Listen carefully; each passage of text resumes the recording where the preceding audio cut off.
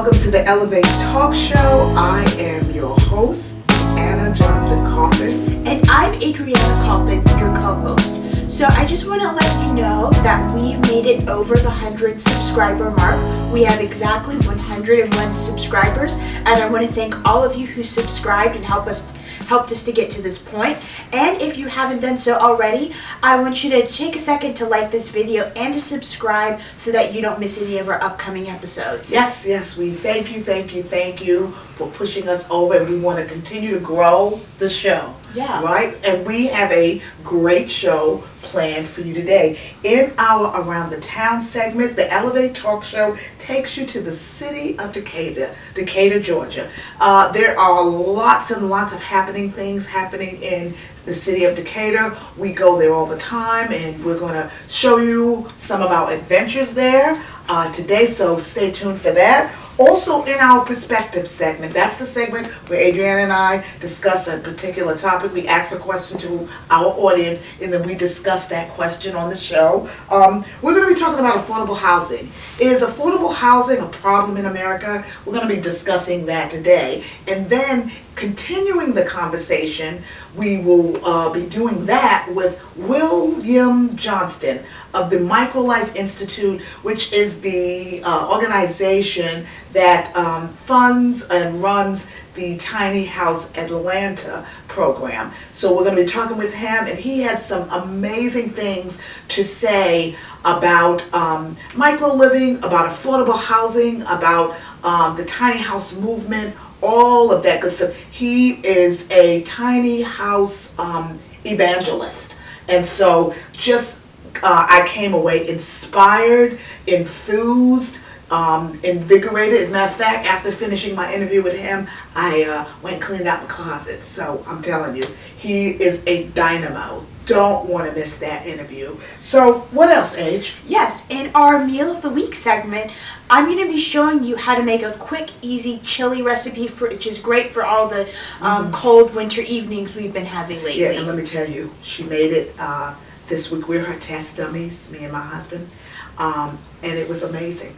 I came away. I sat and ate that chili, and I felt reborn.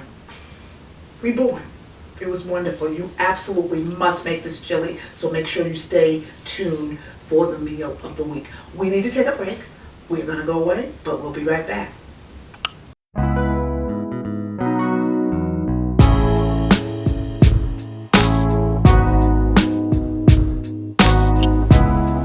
Welcome back to the Elevate Talk Show.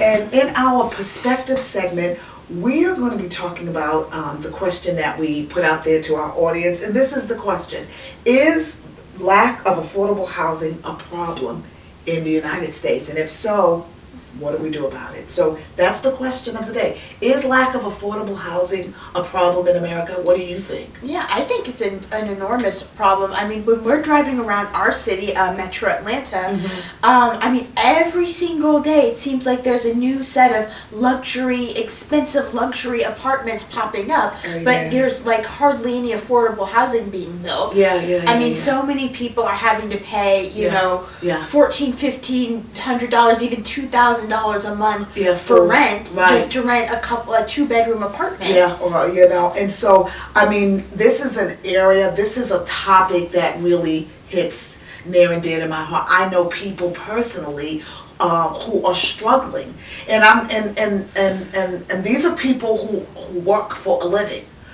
Some who are working 2 jobs for a living, who are struggling to just keep a roof over their head and over the heads of their children. So these are not younger people necessarily. I mean, some of them are, but these are mature adults people who are living in their cars, people who have serious housing insecurity, who are living in Airbnbs, who are living in extended stays, who are just trying to keep a roof over their head because they simply cannot afford to rent a space. I looked at an article that talked about housing, how much it costs to live in various cities across America, and city after city after city on that list. I mean, it costs a bunch of money. You have to be making a bunch of money in order to afford like a 2-bedroom house or 2-bedroom facility apartment. And so we're in a crisis in America, and I don't know what we're going to do about that, but it's a serious crisis, don't you think? Yeah, it is. I mean, and we're not doing enough. Like in other countries, Yeah. they have, they have better affordable housing programs. They also have caps on how much landlords can charge for rent. Whereas here, there's no sort of limitations. I mean, the people who own properties can just keep raising the rent higher and higher and higher, and just pricing people out of the market. Yeah, definitely pricing me, and so it's like the rich get richer and the poor are poor. It shouldn't be that you work a full-time job and you don't, and you basically have what you call housing insecurity. You don't have an affordable place to live. Yeah. And it's not just New York City. It's not just Los Angeles, California. It's right here in Atlanta, Georgia. And so it's a serious problem, a problem that we talk further about in our interview with Will Johnston. He is the executive director of the MicroLife Institute. The MicroLife Institute actually is the organization that that basically funds or promotes Tiny House Atlanta.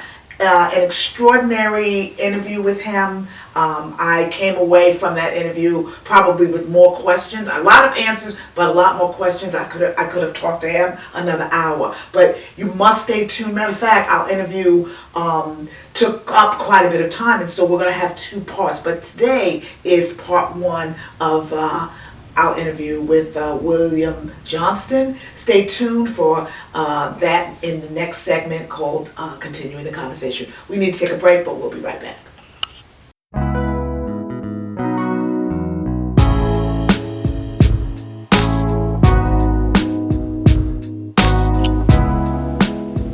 Welcome back to the Elevate Talk Show. And now we're going to be continuing our conversation on housing in America with Will Johnston. Yes, Will Johnston is the executive director of the MicroLife Institute. It's the organization, as I said before, that promotes or operates the Tiny House Atlanta program. Over the past 6 years, his organization has enabled policy change and has brought acceptance of microstructures in the Southeast through events and projects and advocacy. Will Johnston's philosophy is allowing people to think outside the box by putting them in one. So please turn your attention to our interview with Will Johnston. Well, welcome to the Elevate Talk Show, Will Johnston. It is a pleasure to have you here. I'm so excited about being able to talk to you today about the MicroLife Institute and also about Tiny House Atlanta. So let's get into it. I've got a lot of things I want to pick your brain about. First of all, can you share with my audience a little bit about the MicroLife Institute, how you guys got started, what you guys do? Sure. Again, great to be here as well. Like you said, my name is Will Johnston. I am the executive director of the MicroLife Institute. Give you a quick little Reader's Digest of how I got here. 8 years ago, I actually saw a memory pop up on social media. I was traipsing through the vineyards of New Zealand. So what happened was that I went out and got the life that society told me to go get. I had the marketing job, I had the new car, I had the fancy life that I thought that all the marketing world told us to go get, and success is. That's right. I kept noticing, and when I was during this period of a year, I would wake up and be like, hey, I should be really excited about my life, but I wasn't. I wasn't connected with the fact that I've been successful in this marketing world of again, the car, the lifestyle, the nightlife, and all that stuff. So I'm like, I need a change. And so all I knew, I could just go get another job, the same job somewhere else. Do I leave Atlanta? Like, it's just all those, everyone has this moment of like, what's my purpose? So I just said, okay, well, your kind of MO is to leap. and see what happens. And so I quit my job. Wow. It was the longest, like, it was a 3-month leaving period. Like I quit in like October. Yes. I didn't leave until the end of December because they're like, could you at least stay to the end of the year? I'm like, Oh, sure. wow. Wow. So I didn't know what I was doing, but I just remember visiting I was on a plane to go to Pittsburgh to a cousin's wedding, and I was sitting next to this dude who was on his way to Africa to do some sort of like missionary trip, and he goes, hey, have you ever heard of the woofing program? And I was like, what's that? And it's the worldwide opportunity for organic farmers. So what it is you create a profile and then you just go. It's a global initiative where the premise is that you work for 4 hours a day, and that farm or group puts you up for room and board. And so it allows you to expand, like instead of staying a week somewhere, you can stay 3 weeks somewhere because you're really able to stretch your money. Sure. So funny enough, I ended up in New Zealand. So again, quit my job, sold everything. The whole thing. I gave back my brand new car. Oh my God. Hindsight, probably shouldn't have done that because I really wish I still had it right now, but I didn't know if I was coming back. It's just like, all right, I'm clearing the shelves, like getting rid of all the food in the pantry. Let's go. So I ended up in New Zealand, and everyone's like, oh, that's where you discovered your micro housing and tiny house movement. I'm like, no, that's where I discovered great Pinot Noir. And so again, also like what happened in New Zealand, like it was just, I didn't realize how much anxiety came with the 9 to 5 we have been taught to be in our society.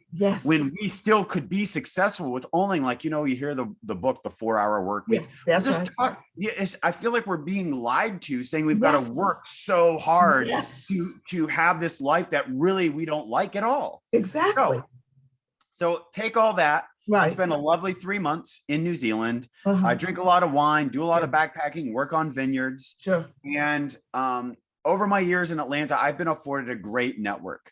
I did work for the local paper, the Atlanta Journal-Constitution. So the AJC allowed me to meet so many amazing people. Yes. So with that, my network was worth more to come back to than start somewhere again. So I came back to Atlanta. I started doing marketing gigs, started seeing the tiny house movement come across my social media. And I said, you know what? That's fascinating, because imagine downsizing your life to the point where your salary fits your life. So like you think about, if someone only makes $35,000 a year, how can we build? And I'm not saying everyone needs to shrink their footprint and live in that small, but how can we build housing to help them, to propel them forward in life instead of it be a burden? So like all these ideas kept coming up. And yes, the tiny house movement, I like to say it was my gateway drug into housing advocacy, because we need to look at housing differently. It can't just be this market value, and we can't keep subsidizing because the government doesn't have enough money to subsidize everybody. Exactly. It doesn't. Not at all. So tiny houses were fascinating. I just said, all right, let's start. Have you ever heard of meetup.com? I have. So I just started a group called Tiny House Atlanta on meetup.com, and the original 11 met. And then it went to 500, then 1,000. And then I realized this is an organization. This is a thing. I met my business partner, Kim Morrison. Her background's in development, and we just became like connected at the hip. And so we realized, okay, we need to be an organization. And that's when we realized, we said, okay, this is a nonprofit. Like, because first and foremost, we need to educate everybody about housing. And we need to educate everybody about the terrible zoning practices that led us to the conundrum that we are in right now. And so, but I also had the foresight, which was funny. When I bought the website tinyhouseatlanta.com, I also bought MicroLife Institute. I don't know why. I just thought MicroLife Institute was where I wanted to go, but I already had that vision of like, I know I actually want to get here because it opens up the spectrum of conversation. Definitely. And when we say micro living, it's just, we like to think it's below the national average. Like the average American household size right now is 2,500 square feet for 2.5 people. That's outrageous. And back in the 60s, it was 1,600 square feet for 3.5 people. So again, housing got bigger, families got smaller. The quintessential, 4-person family is only 20%. 20% of the United States. And yet developers are still building I would say, I think it's 40% of housing being built are the 3-bedroom, 2,500 square foot home. Is that right? That's very fascinating information.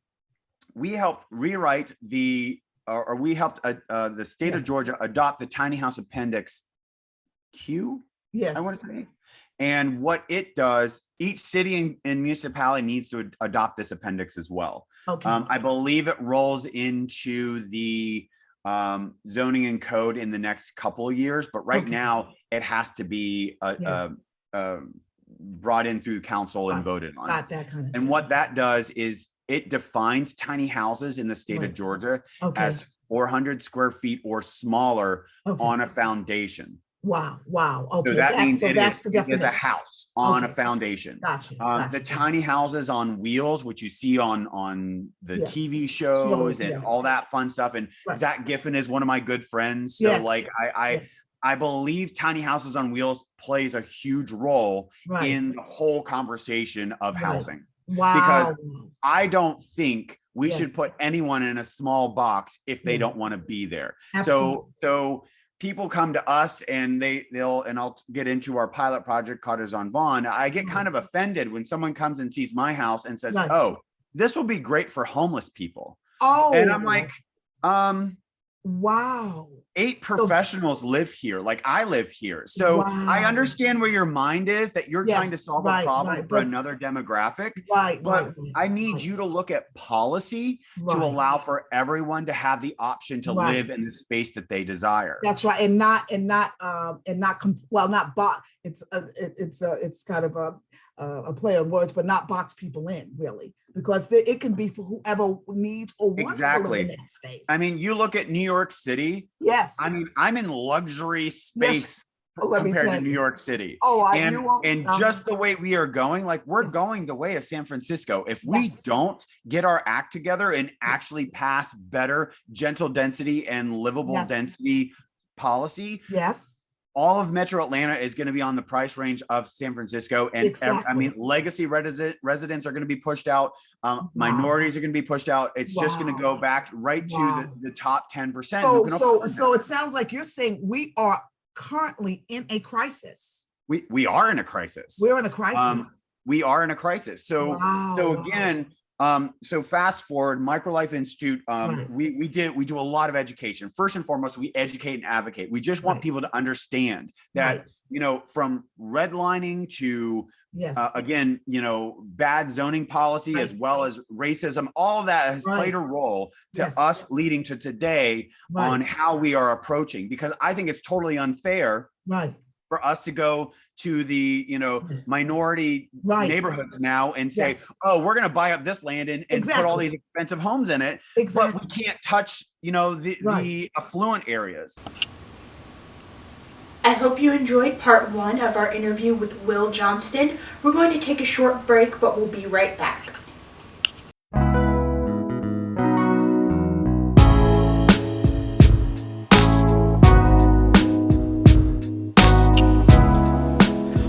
Back to the Elevate Talk Show, and now we get to do my favorite part of the show, which is the Around the Town segment. And this week's Around the Town takes us to the City of Decatur, one of my favorite places to go in Metro Atlanta. We've spent a ton of time in City of Decatur as a family, with our extended family, with my grandkids, with your nieces and nephews. What pops out at you when you think of City of Decatur? Well, there's so many things in Decatur. They've got the library, they've got a park with a playground, they've also got so many restaurants in there that are really great, and we've eaten at so many restaurants there. There's also the DeKalb History Museum. We've been there many occasions. We've spent summers down there with your niece and nephews. Just lots to do. A great space to go in, just explore, to find out history, just all kinds of things. So you want to turn your attention to our adventures in the city of Decatur. Take a look. This week's Around the Town takes us to the city of Decatur, located in the northeast sector of Atlanta. Take a stroll through Decatur and see how friendly neighbors, tree-lined streets, local libraries, and businesses all make Decatur a wonderful place to spend some time. In the old courthouse, the DeKalb History Center's museum traces local history through furniture and photography. Outside, visitors can take a picture with the sculpture of Thomas Jefferson along with other sculptures.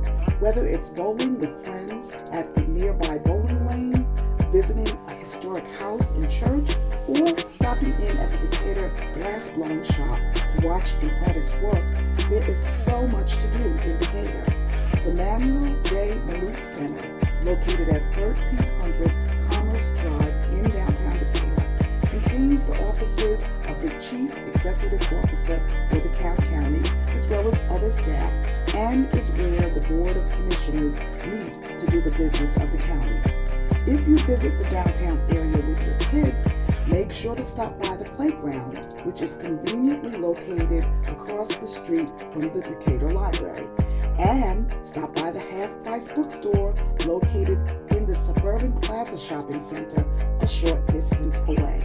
The city of Decatur also has several wonderful restaurants, including Parker's on the Ponds and Leon's Full Service, an inspired modern eatery in an ex-gas station that offers new American fare and cocktails. The City Barbecue Restaurant, which is located nearby off of North Decatur Road, serves delicious food and is a great spot to lunch with friends and coworkers. The city of Decatur is an exciting place full of history, art, culture, and adventure, and it is a must-see place for all. For more information about the city of Decatur, visit www.decaturga.com. Well, we hope you enjoyed our adventures in the city of Decatur, Georgia. We need to take a break. We'll be right back. Don't go away.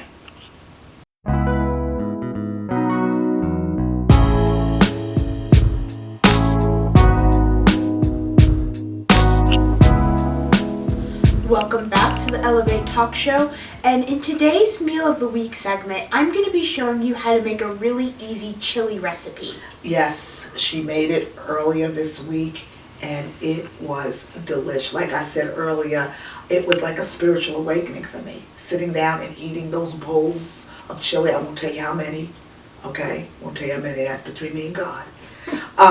But eating those bowls of chili with that extra sharp cheddar cheese on top, oh my God, it was amazing.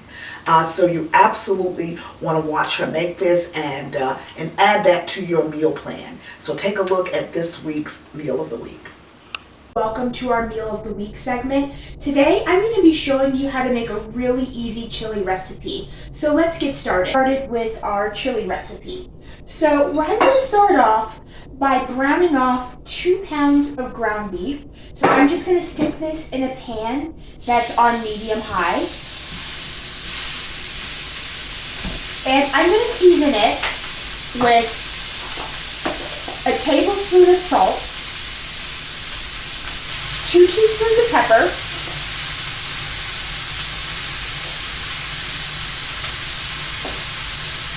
and 2 teaspoons of garlic powder.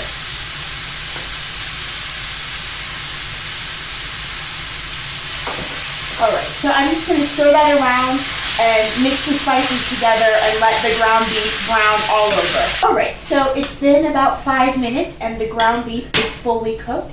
So now I'm just going to take this off the stove and we're going to move on to the rest of our recipe. Okay, so now we're going to move on with the rest of the recipe. So I'm going to add in 2 large onions that I diced and 2 green bell peppers, but if you want to, you can use yellow or orange or any color bell pepper that you want. I'm going to put in 2 teaspoons of ground cumin.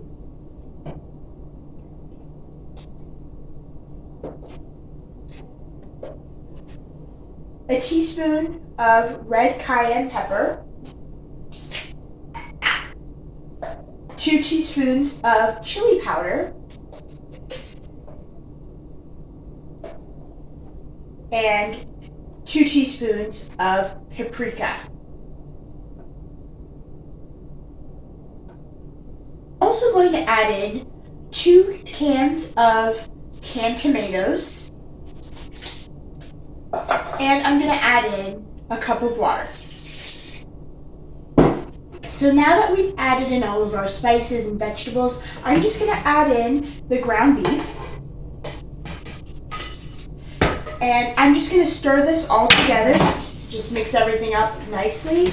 And I'm going to let this cook on medium for about 20 to 25 minutes, and I'll be back to show you the final results. So the chili is ready and it's really delicious.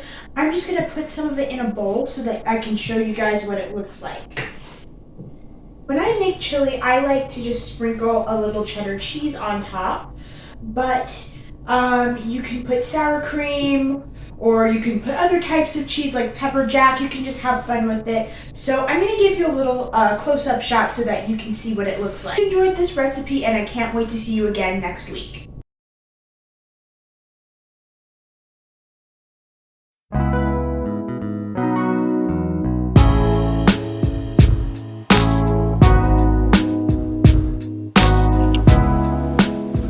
Welcome back to the Elevate Talk Show. Our time together is almost up, but before we go, we've got a couple of things we'd like to share with you.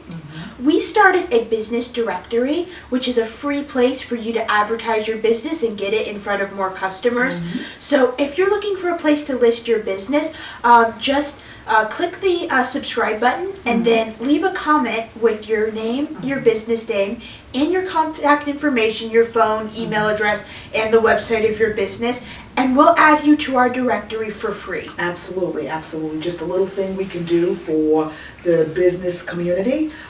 This is one of the little ways that we give back. Also, we have something very exciting that we want to give you as a little bit of a gift. It is our new, shiny, colorful Elevate Talk Show refrigerator magnet. It is wonderful. I love this thing. I've been giving it out everywhere I go. So if you like one of these, again, go to the Elevate Talk Show YouTube page, subscribe to the show, and go to the comment section. Just give us some info about you or email us. What's our email address? Yes, it's elevateytchannel@gmail.com. Yeah, you can email us your info, and we will mail one of these out to you ASAP. So please go to the show and subscribe, and you'll get one of these.